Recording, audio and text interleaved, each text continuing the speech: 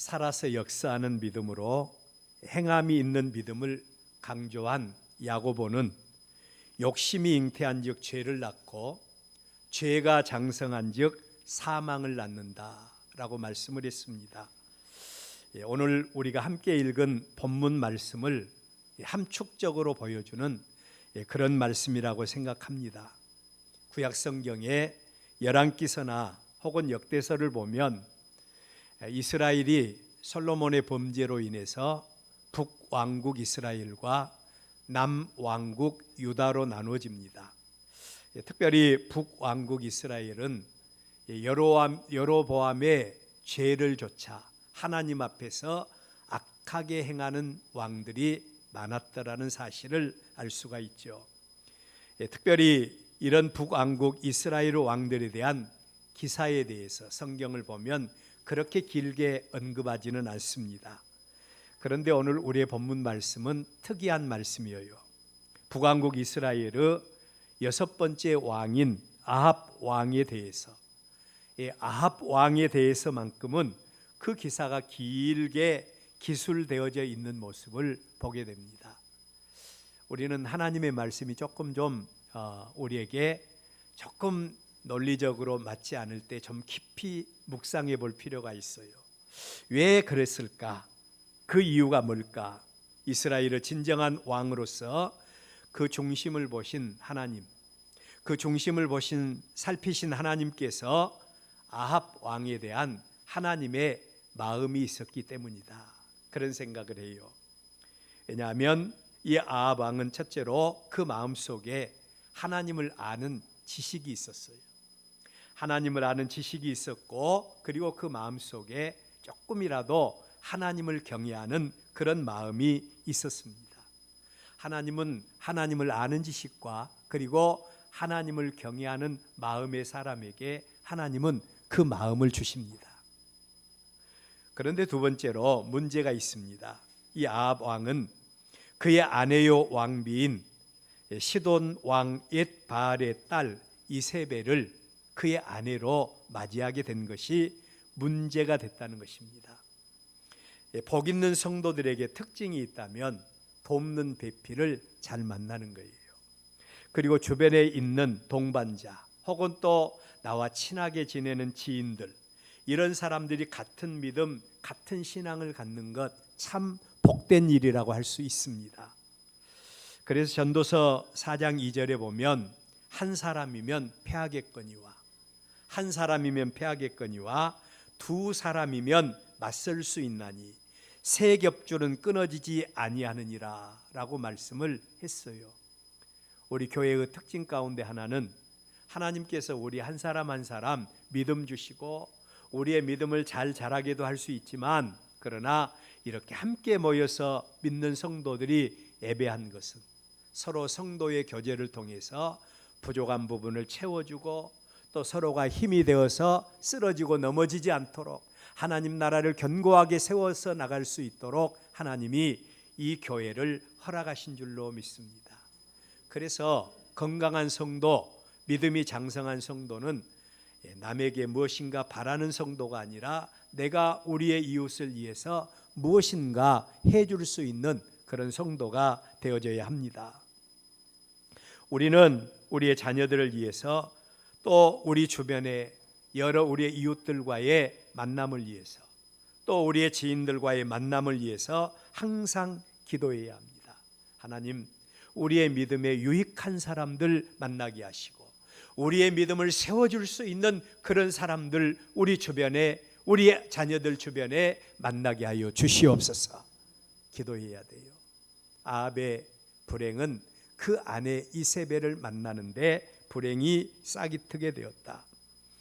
이세벨을 통해서 하나님과 멀어져 버린 아합 왕을 하나님은 다시 돌이켜서 하나님 나라를 세워서 일으키기 위한 하나님의 마음이 이 아합 왕에게 있었기에 하나님은 이 아합 왕에 대해서 계속적으로 관심을 가지십니다. 그 나라가 하나님의 영광을 가렸을 때 하나님은 무려 3년 6개월 동안이나 땅에 비가 오지 아니하도록 역사하신 거예요.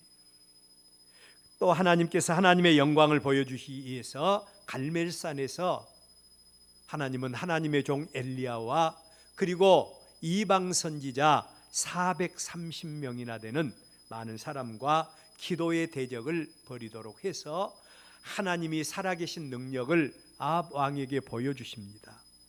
뿐만 아니라 오늘 우리의 본문의 배경이 되는 아람 왕과의 전쟁에서 하나님이 하나님의 능력의 역사를 그 백성들에게 보여주시는 그런 장면을 바라볼 수 있어요.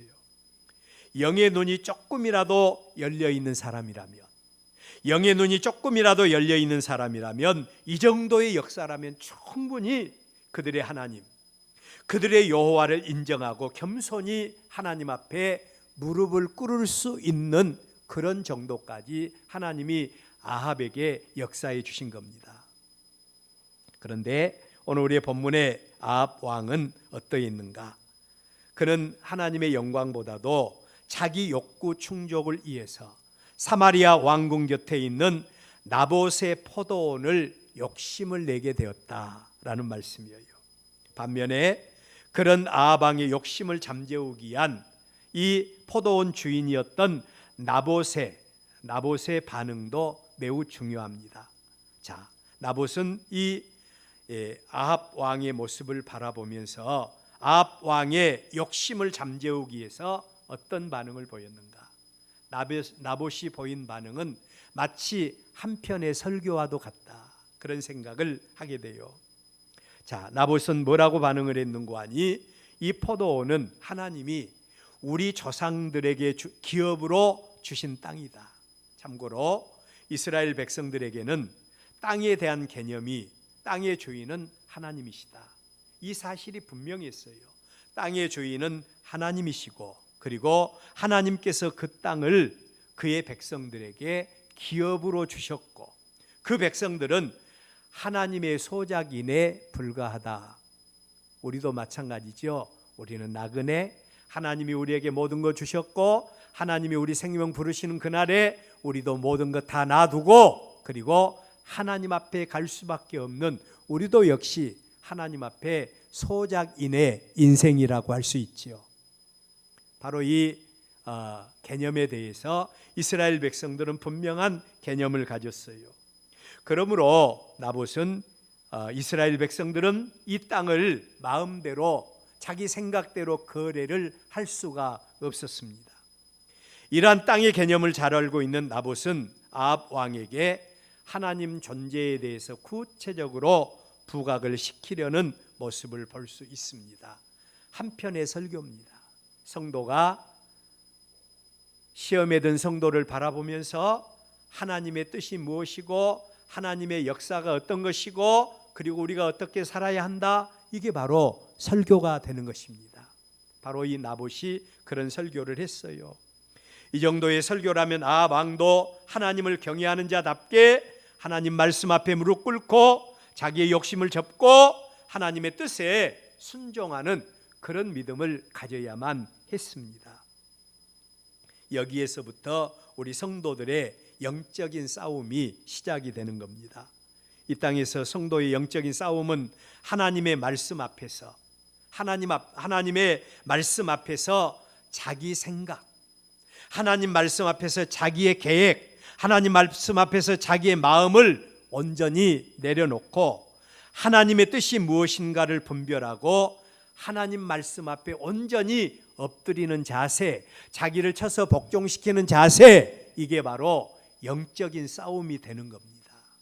이게 바로 영적인 싸움이에요. 이 믿음에서 살아서 역사하는 믿음이 전개가 되어집니다. 오늘 저는 이런 말씀들을 묵상하면서 영적 전쟁에서 승리하는 자가 됩시다 라고 하는 말씀으로 오늘 우리 같이 하나님의 말씀을 묵상하려고 합니다. 첫째로 생각할 말씀은 이 땅에 사는 하나님의 백성과 그리고 사람들의 욕심은 한이 없다라는 사실입니다.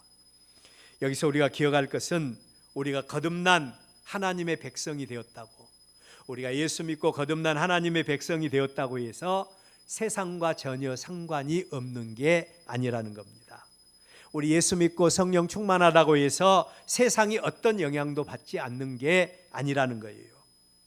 우리 믿는 사람들도 세상 사람들과 똑같은 세상에서 살아가고 있는 모습이 우리들의 모습이에요. 자, 여러분, 단지 이러한 세상에서 하나님의 거룩한 백성으로 우리가 성령의 사람이 되었다면, 거듭난 성도라면 어떻게 우리가 이 땅에서, 이 범죄 타락한 세상에서 하나님의 뜻을 이루어 드리는 삶을 살 수 있을까 고민하고, 그리고 또한 우리가 하나님의 거룩한 백성으로 세상을 쳐서 복종시키고 믿음으로 살아가는 것, 이게 바로 세상 가운데 살아가는 성도의 모습인 겁니다. 자, 여러분, 그런데 오늘 우리의 본문에 하나님이 그토록 관심을 가졌던 아합 왕의 모습은 어떤 모습이었는가? 아합 왕은 어떤 사람이었는가? 아합 왕은 물론 한 나라의 왕이었지요. 그가 한 나라의 왕이라는 것은 그 나라의 모든 주권들을 다 가지고 있는 그런 사람이라고 하는 말입니다. 왕권 국가에서 그 나라와 그 백성과 그들의 모든 소유가 다 왕의 소유물이에요.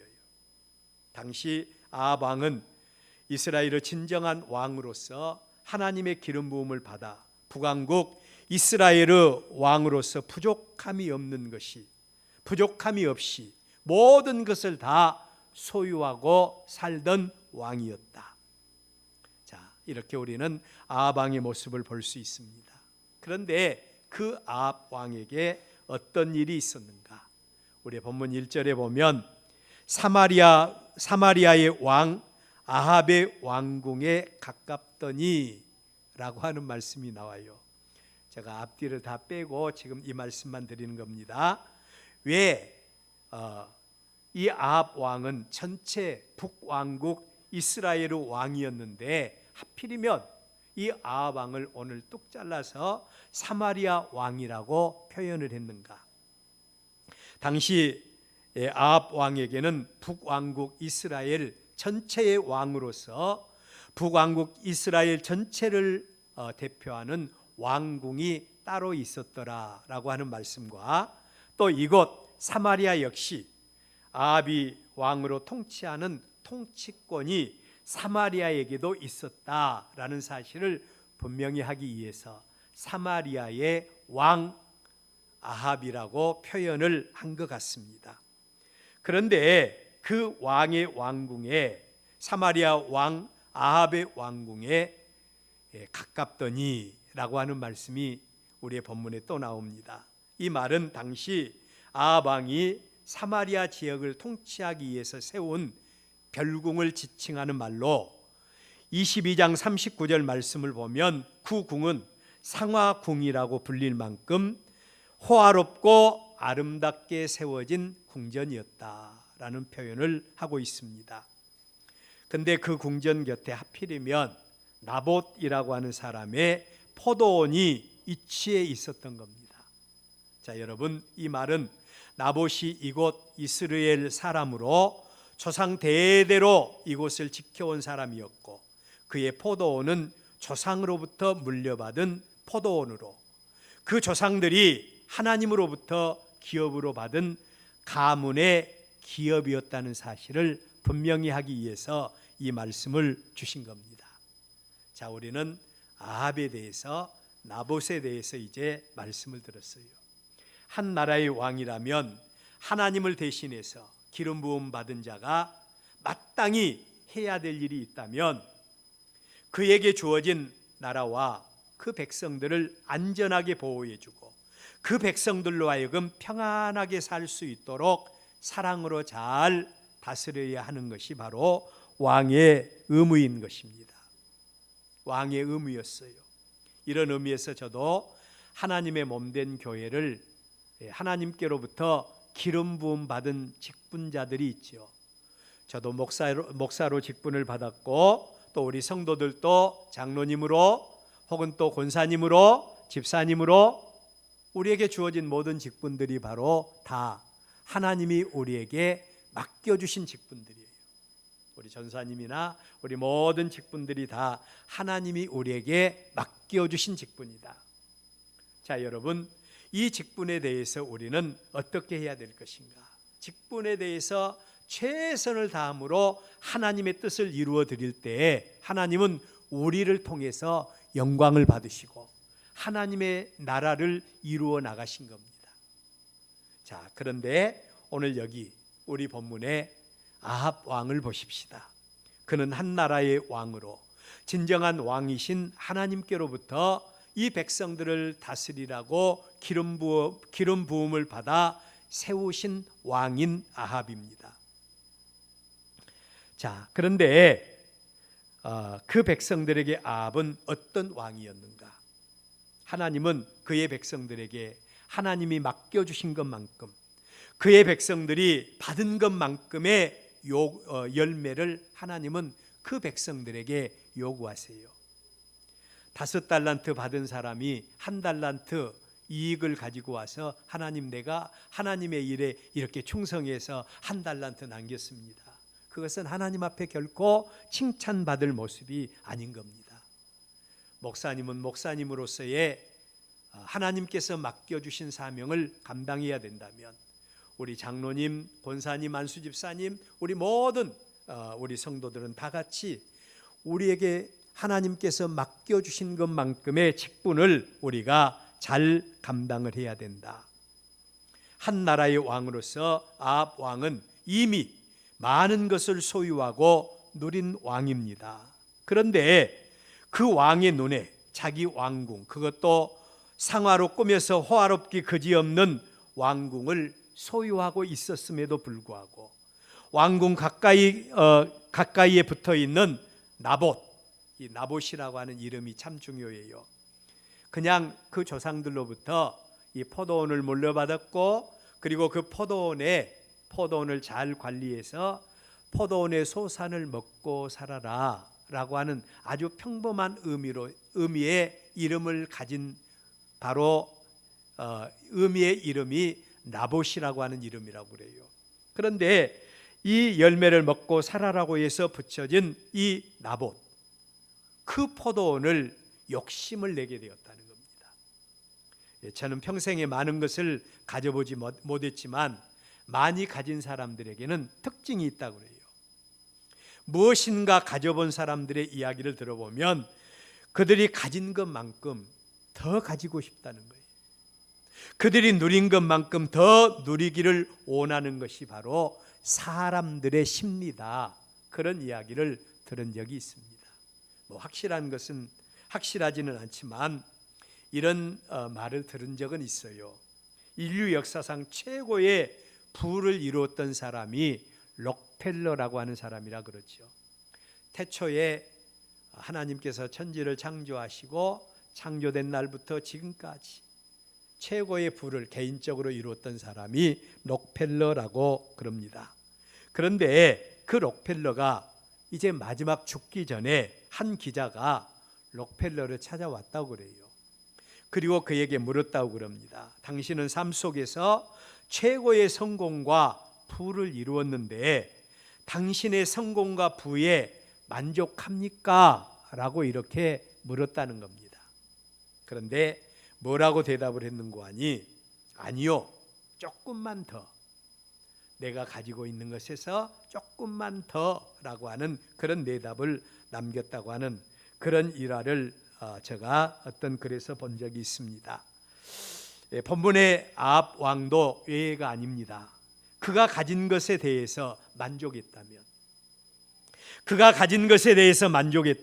아합 왕은 더 이상 시험 받는 자리에 이르지 않았을 것입니다. 그리고 그는 더 이상 시험 당하고, 그리고 그의 가문이 하나님 앞에 심판과 저주와 멸망 가운데 이르지 않았을 거라는 거예요. 자, 우리는 어떤가요? 우리에게 주어진 모든 것들에 대해서 우리의 마음은, 우리가 누리고 사는 모든 것들에 대한 우리의 태도는 어떤 것이 있습니까? 자기 욕구 충족을 위해서 그것이 설령 하나님의 뜻을 어기는 것이고, 그리고 그것이 설령 하나님의 뜻을 거역하는 일이라고 해도 하나님의 뜻과는 상관이 없는 그 자리에서 우리도 내 욕구 충족을 위해서, 내 마음의 어떤 소원을 위해서 우리도 그 자리에서 계속해서 머물러 있는 모습이 우리의 모습이 아닐 것인가. 우리 자신에 대한 깊은 성찰이 필요하다는 것입니다. 자, 그렇다면 이제 두 번째로 우리를 향한 질문입니다. 우리는 하나님의 거룩한 백성입니다. 하나님의 거룩한 백성으로 우리는 어떤 싸움을 싸우고 계십니까? 어떤 싸움을 싸우고 계시는가? 오늘 우리의 본문에서 대조적인 두 사람을 우리는 만나고 있죠. 첫째로는 삶 속에 나타난 나봇의 모습입니다. 삶 속에서 나타난 나봇의 모습이에요. 그는 지금 한 나라의 왕 앞에 서 있습니다. 하나님의 백성으로 나봇에게는 엄청난 장애물이라고 할 수 있어요. 분명히 하나님께서는 그 땅에 대한 개념을 분명히 허락하셨고, 왕도 그 땅에 대한 개념을 알고 있고, 절대로 사사로이 이 땅 조상으로부터 기업으로 받은 땅을 거래할 수 없다는 사실을 잘 알고 있는 그런 상황입니다. 그런데 그 나봇이 왕 앞에 서 있습니다. 삶 속에서 나봇은 하나님의 뜻과는 전혀 상관이 없는 왕의 집요한 요구를 받고 있는 겁니다. 그 땅을 나에게 팔아라는 겁니다. 돈을 많이 주겠다는 거예요. 그 땅을 나에게 양도해라. 그러면 더 좋은 땅으로 바꿔주겠다고 끊임없이 요구를 받고 있는 것입니다. 자, 이러한 왕의 요구 앞에서 나봇은 어떻게 반응을 했는가? 저는 이 모습이 우리가 세상을 살고 있는 우리 성도들이 직면하고 있는 실상이다, 그런 생각을 하게 되었어요. 자, 이것이 바로 세상으로부터 끊임없이 하나님과는 상관이 없이 우리의 삶을 살아라고 세상이 끊임없이 우리에게 요구하고 있는 실상이라고 생각할 수 있습니다. 인간적으로, 육신적으로 그러한 세상의 요구에 대해서, 나봇의 입장에서 인간적으로, 육신적으로 그러한 왕의 요구에 대해서 당연히 반응하고 싶어하는 그런 마음이 들 수도 있었을 거예요. 그렇게 해줄 수밖에 없지요. 그렇지 않으면 그의 생명에 혹시라도 어떤 위험한 상황이 닥칠 수도 있다는 이런 상황이 이 나봇에게 전개될 수 있기 때문에 왕의 요구는 당연히 들어줘야 한다고 생각할 수도 있는 거죠. 우리도 세상 살면서, 하나님의 거룩한 백성으로 살면서 세상의 요구, 직장의 요구, 또한 아니면 또 우리 주변의 지인들의 요구, 많은 사람들의 요구를 우리도 많이 받고 있습니다. 이런 요구에 대해서 우리도 어떻게 반응을 해야 되겠습니까? 오늘 우리의 본문 말씀에서 나봇의 모습을 보십시다. 분명히 세상은 이렇게 우리에게 요구하고 있는데 그는 하나님의 거룩한 백성으로, 하나님의 언약 백성으로서 하나님의 언약에 대해서 반응하며 살아가야 될 의무도 이 나봇에게는 있습니다. 만약에 그가 하나님의 백성이면서도 하나님의 말씀대로 살지 아니하면 하나님의 백성들 가운데서 끊어질 수도 있다고 하는 하나님의 계명의 말씀도 있는 겁니다. 그 땅은 하나님께서 그의 조상들에게 주신 기업으로 주신 땅입니다. 그 땅에 대한 주권은 하나님께 있고 자신은 오직 그 땅을 경작만 하고 있는 소작농에 불과하다는 사실. 그래서 그 땅을 나봇은 절대로 물려줄 수 없는 것, 양도해 줄 수 없는 것이 바로 나봇의 마음입니다. 만약에 나봇이 하나님을 경외하지 않고 하나님의 주권을 인정하지 않는 사람이라면 당연히 왕의 조건을 수용할 수밖에 없죠. 왕의 조건을 수용할 수밖에 없습니다. 포도원을 달라고 하는 사람이 누굽니까? 또한 거기에 걸맞는 돈을 준다는 것입니다. 거기에 걸맞는 그것보다 더 좋은 밭을 준다는 것입니다. 그러니 이 포도원을 왕에게 양도하지 않을 이유가 하나도 없는 것입니다.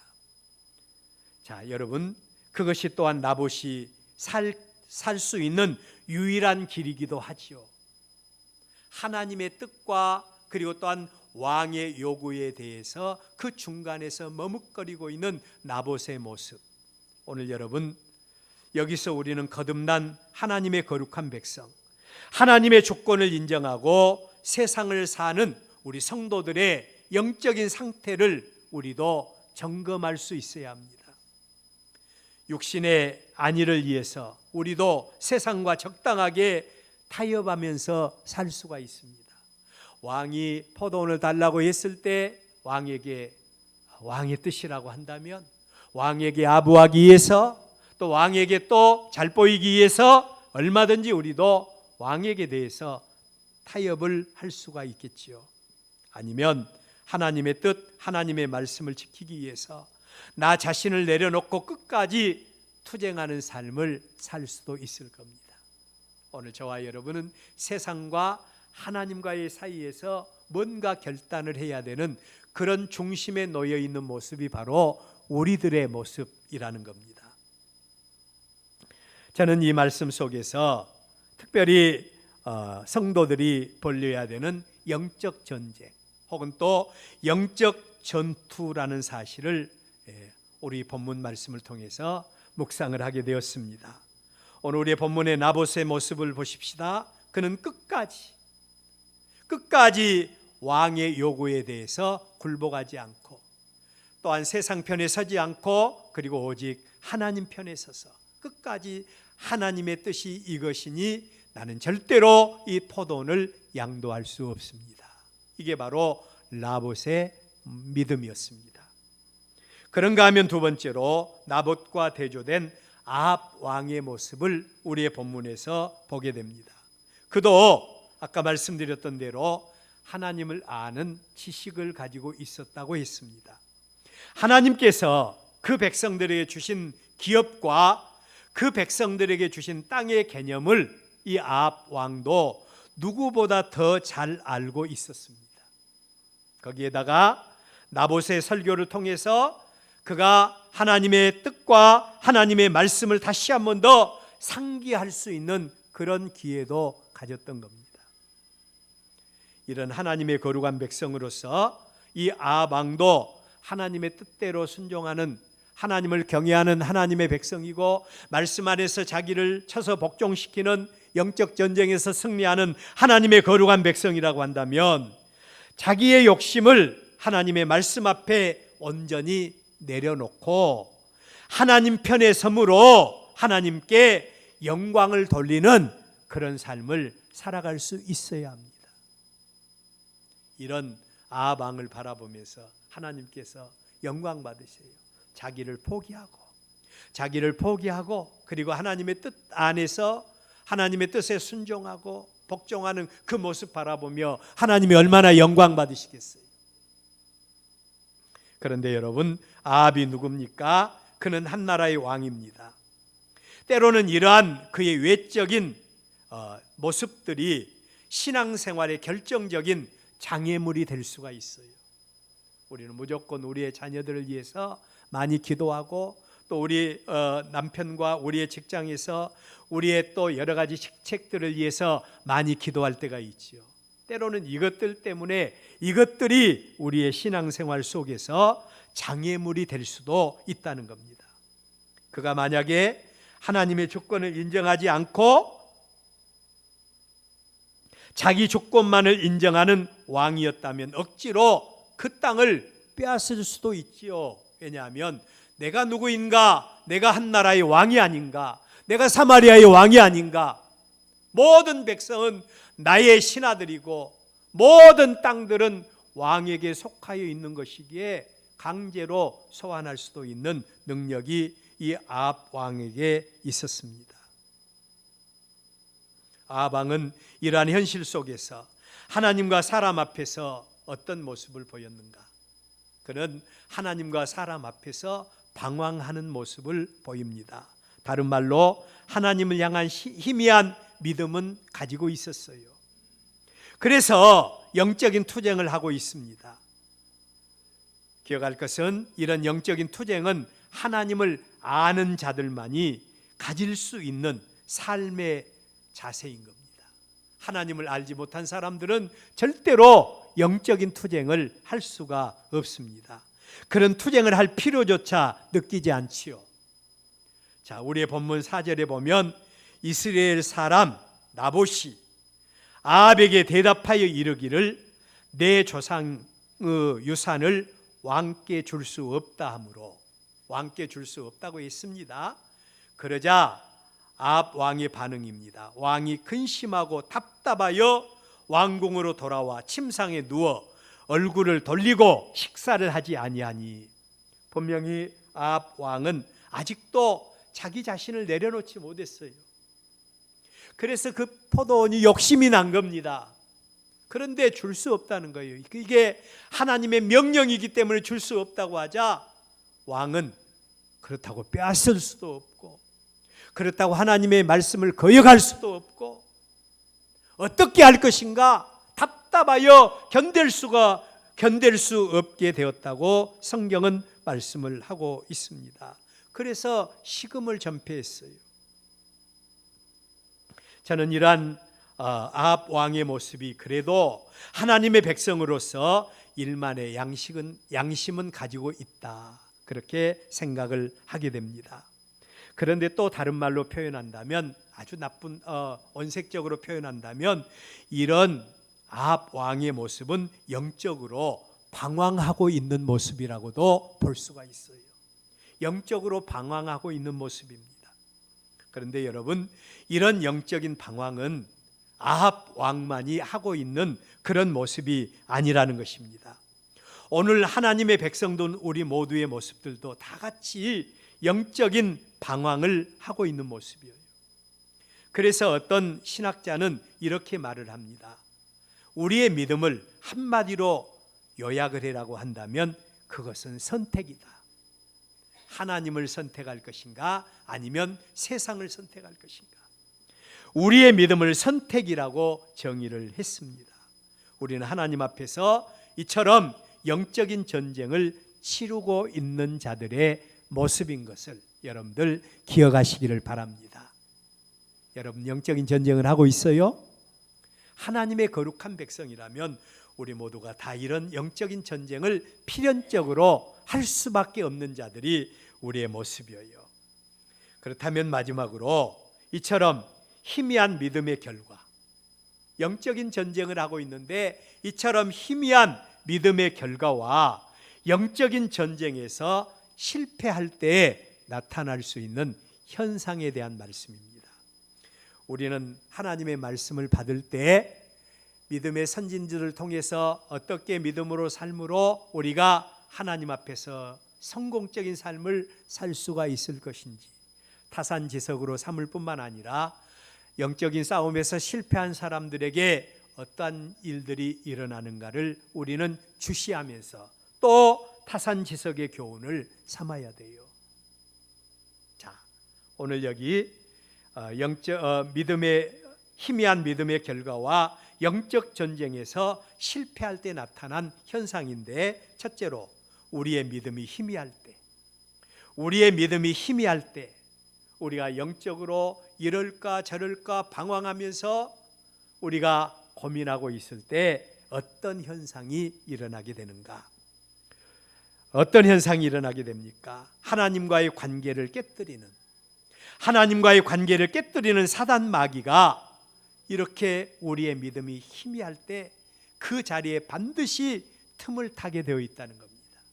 사단 마귀가 반드시 틈을 타게 되어 있어요. 오늘 우리의 본문의 아합 왕과 왕의 고민과 그 고민을 알게 되었던 한 사람이 등장합니다. 누구인고 하니 아합의 아내였던 이세벨이라고 하는 이 왕비가 왕과의 사이에 나타나요. 그리고 이 이세벨이 그의 간계에 의해서 하나님의 뜻을 무시하고, 그리고 또 이 나봇의 포도원을 억지로 빼앗는 그런 일들을 꾸미게 됩니다. 그래서 죄 없는 나봇을 죽이고 나봇의 포도원을 아합 왕으로 하여금 취득케 하는 그런 모습을 볼 수 있죠. 우선 당장 보면 눈앞의 현실로 볼 때는 아주 만족스러운 그런 상황이 연출되고 있습니다. 이게 바로 우리의 믿음이 희미할 때 나타나는 현상들이에요. 육신과 타협하게 되고, 그리고 또한 육신과 타협할 뿐만 아니라 우리로 하여금 시험에 빠져서 하나님의 뜻대로 사는 것이 아니라 육신의 정욕과 이생의 안목대로 살아가는 겁니다. 우선 보기에는 좋아 보일 수 있고, 우선 보이기에는 내가 성공했다고 말할 수도 있을 거예요. 그런데 두 번째로 중요한 말씀은 아합 왕이 영적인 싸움에서 실패한 결과입니다. 영적인 싸움에서 실패한 결과 어떤 모습이 나타나게 되는가? 오늘 우리 본문은 아니지만 18절로 19절까지의 말씀을 보면 제가 한번 읽어드립니다. 너는 일어나 내려가서 사마리아에 있는 이스라엘의 아합 왕을 만나라. 하나님의 종 엘리야에게 하나님께서 명령하신 겁니다. 너는 그리로 내려가서 사마리아에 있는 이스라엘 왕 아합 왕을 만나라. 그가 나봇의 포도원을 차지하려 그리로 내려갔다. 나봇의 포도원을 찾으러 그리로 내려갔다는 겁니다. 이 모든 아합 왕의 일거수일투족을 만군의 하나님께서 눈동자와 같이 살펴보고 계신 모습이지요. 그리고 19절, 너는 그에게 말하여 이르기를 여호와의 말씀에 너는 내가 죽이고 또 빼앗았느냐 하셨다 하고, 또 그에게 이르기를 여호와의 말씀이 개들이 나봇의 피를 핥는 곳에서 개들이 네 피 곧 내 몸의 피도 핥으리라 하였다 하라. 나봇을 네가 죽인 그곳에서, 개들이 나봇의 피를 핥은 그곳에서 하나님께서 특별히 나봇의 피를 핥은 곳에서 개들이 네 몸의 피 곧 너 피도 핥게 하리라고. 생사화복의 주관자시고 흥망성쇠의 주인이신 만군의 하나님께서 시험에 들어서 엉뚱한 일을 저지른 이 아합 왕에게 하나님께서 내가 너를 위해서 이렇게 하겠다라고 말씀을 하신 겁니다.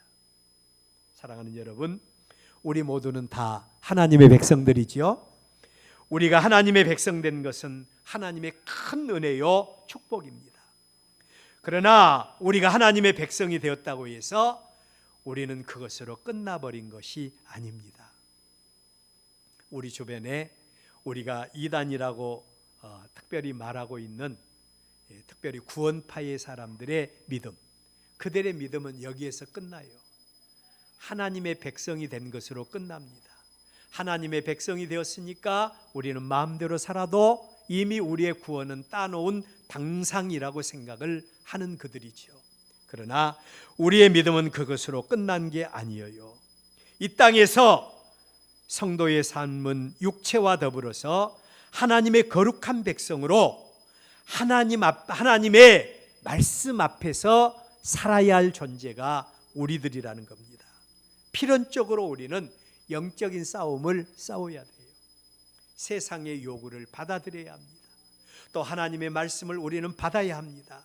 하나님의 말씀 앞에서 우리는 이 세상에서 어떤 삶을 살아야 할 것인가, 끊임없는 영적인 싸움을 싸워서 우리가 나를 선택할 것인가, 하나님을 선택할 것인가, 분명한 선택의 기준을 가지고 살아가야 됩니다.